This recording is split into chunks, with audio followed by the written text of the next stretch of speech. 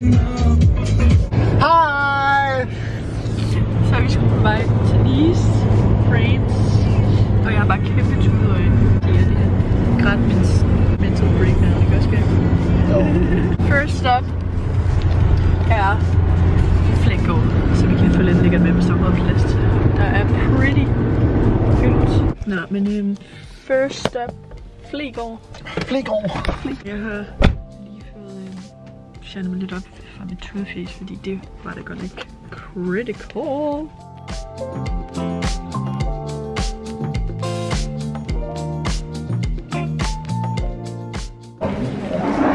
Allerede næste stop.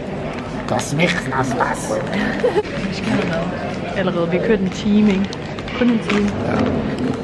Men vi er sultne, og vi fik det eneste. For når jeg har set alle ude. Nej. Det eneste vi virkelig har købt, det er de her kindernumme til Jakob. Og kreatin. Fandme gains. Så er der fandme frissen væsen.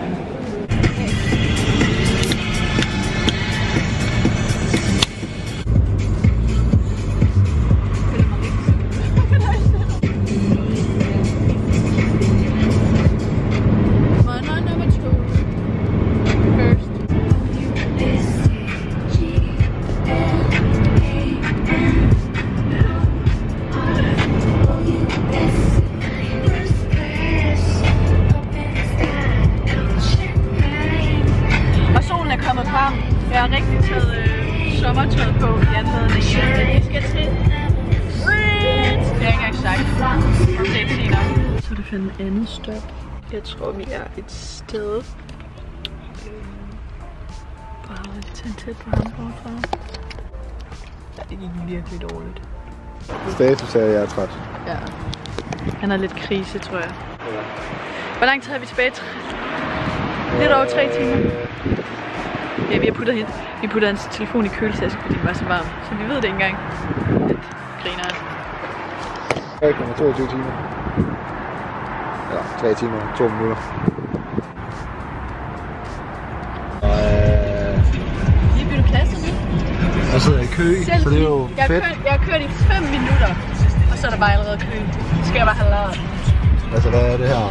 Ej, vi kører faktisk hurtigt med folk her. Ja, altså vi holdt meget stille lige før. Stop igen. Patience, den er lige løbet op. I don't wanna do this anymore. Og vi har bare kørt fuck meget i kø. Meningen, vi skulle have været der for 3-4 timer, og klokken er 5, og vi er der først 6:30. Good status. Det er jo det larm. Så er vi kommet frem til det første toilet. Det første hotel. Roomtour. Vi kommer ind der, og vi har så åbenbart 2 enkeltsenge. Mi. Ej, vi må lige skubbe dem sammen. Men ja, her er udsigten. Ikke noget specielt. Og toilettet.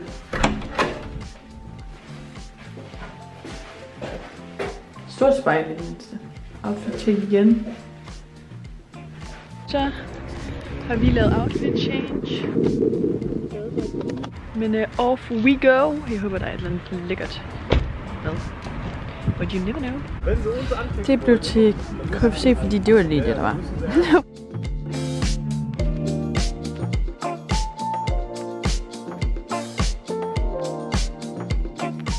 Nå, ny dag.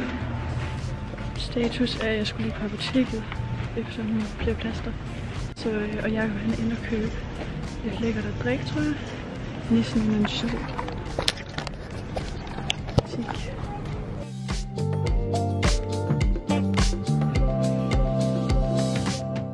Okay, jeg prøver lige igen. Nå, jeg har startet før, fordi jeg vil vise min make-up-rutine, mens vi kører, men den stoppede. Det ser ud som en film her nu. Nå, den der Rare Beauty Found Encourage på. Ikke særlig meget, fordi den er mega pigmenteret. Og så bruger jeg bare den her børst. Jeg tror, jeg købte den Sephora. Ej. Nå. Men jeg vil også lige lave en update på, hvad vi skal, fordi i dag kører vi fra Kassel til Zürich, hvor vi så skal sove i 3 nætter. Så vi skal ud og se lidt af Schweiz. Jeg tror, det skulle være røvsmukt, så det glæder jeg mig til at se. Og her i kassen, der så jeg bare en enkelt overnatning, bare lige sådan en pitstop. Nå, men jeg havde brugt indtil videre den her Fit Me Concealer og Fit Me Puder. Den er også ret god. Den triller eller sådan noget. Mega cheap. Så brugte jeg også lige den her Kiko Contour Stick. Den er faktisk virkelig god. Den holder i forever. Altså jeg lige købte en ny, den anden den holdt i flere år. Jeg bruger den hver gang jeg lægger. Så har jeg også den her fra Kiko. Lush. Den er faktisk også virkelig god. Så den er okay pigmenteret hurtigt. Så jeg bruger lige lidt hele fjeset faktisk. Jeg gider ikke lige skyldes. Men ja, vi flytter jo til Nice, Frankrig, fordi jeg skal studere i et semester dernede. Hvor jeg skal work. Så ja, jeg bruger den her Got To Be Brow Gel. Nu håber jeg bare lige mit vipper, den her lort. Hvis der er nogen, der har recommendation for en god vipper, så please do, fordi den sidste jeg havde, den flækkede alle mine vipper af. Det var critical. Det var det, jeg kunne fjerne. Jeg ved ikke. Hvad fuck er det her? Nej, den her røg bare ud, fordi der er lim på for det her. Jeg prøvede at bukke mine vipper selv, give mig selv en lastning. Og nu er der noget af det der lim, den her, det er meget kritisk. Her er ikke min til at tørre det her. Se, det var virkelig lige alle mine vipper, der sidder der. Rutsjebane der. Så putter jeg bare sådan en lille bitte mascara på, så det sådan bliver farvet lige igen, men jeg gider ikke have en masse på, fordi det hedder jeg lige skal det. Så det er lige sådan. Og så har jeg sådan en tom mascara. Bare lige først at æde mine vipper igen. Lige til, hvis der ligger et eller andet sluk på. Det gider jeg ikke. Det er min go-to hverdags. Jeg bruger den her fra Revolution, mega cheap, og den fungerer altså faktisk ret godt. Koster ingenting. Så anbefaling, og det er sådan 10 til applikere.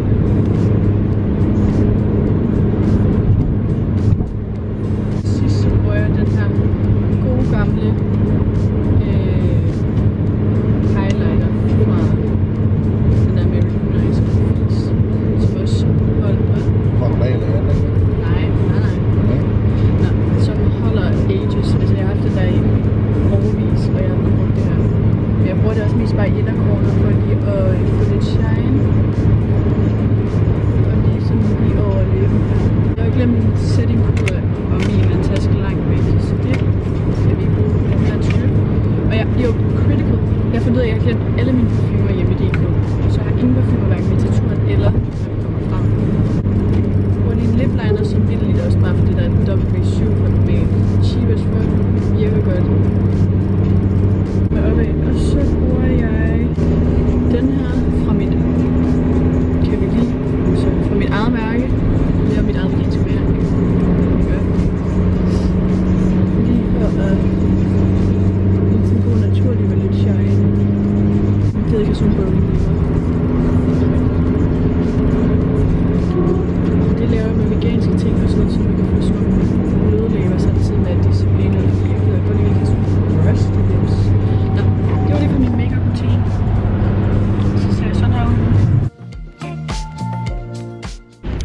Update. Jeg har et pitstop, og krisen er, at det er så fucking varmt der 28 grader. Og Swiften har hverken airconditioner, så det er fucking simpelthen varmt i den bil. Det er faktisk det, der er mest drivende. Det er ikke at køre, det er at køre med og føle, at man ligger i solen til talen. Så er der mad igen. Pitstop. Og jeg har fået mig en lækker oat iskaffe. Jeg håber sus med den er god. Update. Vi sidder stadig i bilen, og jeg arbejder både på min bussiness og er allerede gået i gang med den her vlog. Så kom vi endelig frem til vores værelse i Zürich, og det er sådan noget temahotel. Og så havde vi egentlig ønsket The Great Gatsby, men det fik vi desværre ikke. Vi fik Alice in Wonderland. Men house tour, man kommer ind her. Lille setup. The bed. Lille tekøkken-agtigt. Og badeværelset her. Ikke så stort. bad, spejl. Det er vitterligt lige ned til gågaden, så det er meget nice. Outfit change, klar til at tage et byen, se hvad der sker. Det er sådan et sjovt hotel, hvor man sådan selv tjekker ind. Ret hyggeligt. Så får man bare sådan, du vitterligt får nøgne i sådan en automat, hvor du skal skrive det sidste i bookingen.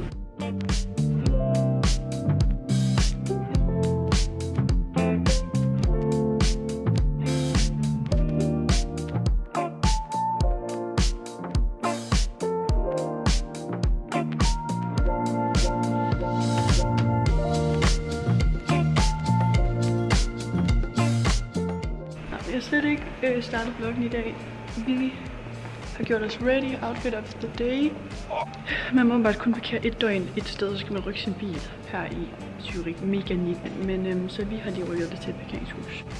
Nu skal vi ind i byen og kigge lidt i gågaden og se om der er et eller andet spændende og lækkert. Sjovt at se. Der er fandme varmt. Nå ja, by the way, så skulle vi også tanke. Seriøst, mest fucked up tank nogensinde, ikke skat? Jo. Det er sådan, altså at man skulle tanke og køre ud fra et p-hus samme sted, så du kunne ikke tanke, fordi der kom biler, og køre ud. Plus, at det var sådan noget self-betaling inde på sådan en tank, hvor man kunne købe noget. Hvad? Spar. Ja, sådan spar, og så skulle man selv, sådan noget selvbetjening. Og så poppede den der dims bare ud af bilen, så der var benzin ud over bilen, og det var lort. Mega kaos. Ja, det var lidt pres, men nu fandt vi i hvert fald stedet på kernen i byen, og nu skal vi bare lige til det ud. Ja, update. Jeg fandt de fedeste items i så ret. Det var cool.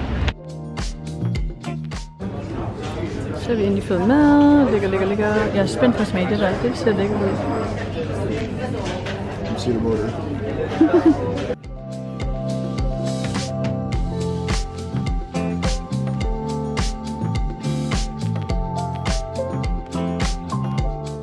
Jeg har bare gået i byen, der er virkelig smukt her. Og sådan virkelig pænt vand i båden, og sådan 100 milliarder svaner.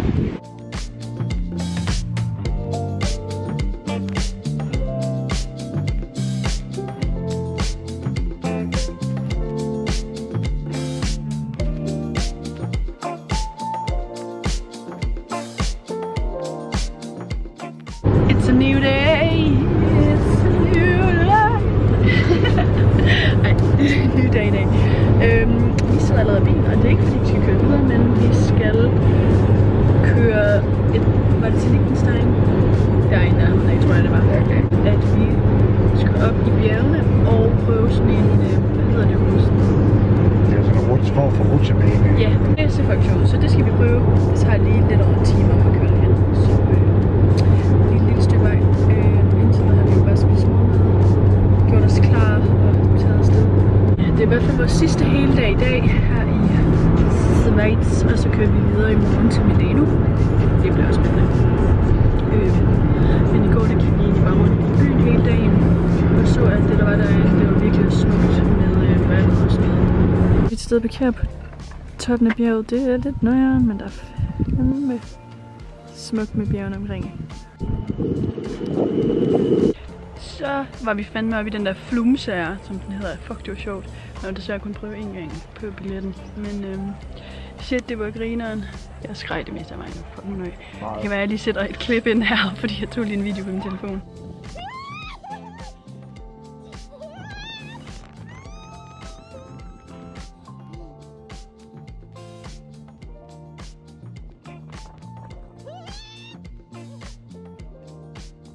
Men nu, der sidder vi i hvert fald og har fået os lige noget frost.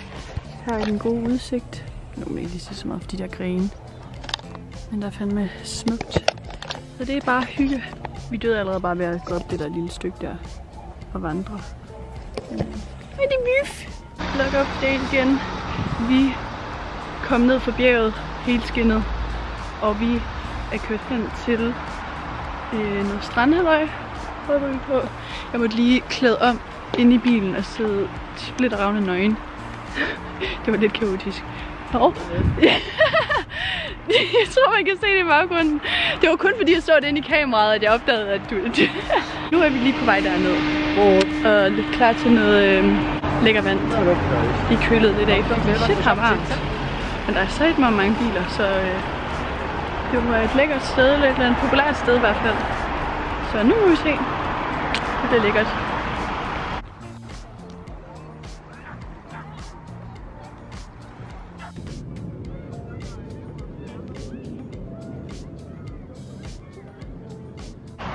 Så har vi skulle være med den der lækre, mega lækre strand. Ja, det var ferskvand, og det er seriøst det rareste at bade i, fordi det er lidt ligesom bare at bade i, hvad hedder det, vandhanevand.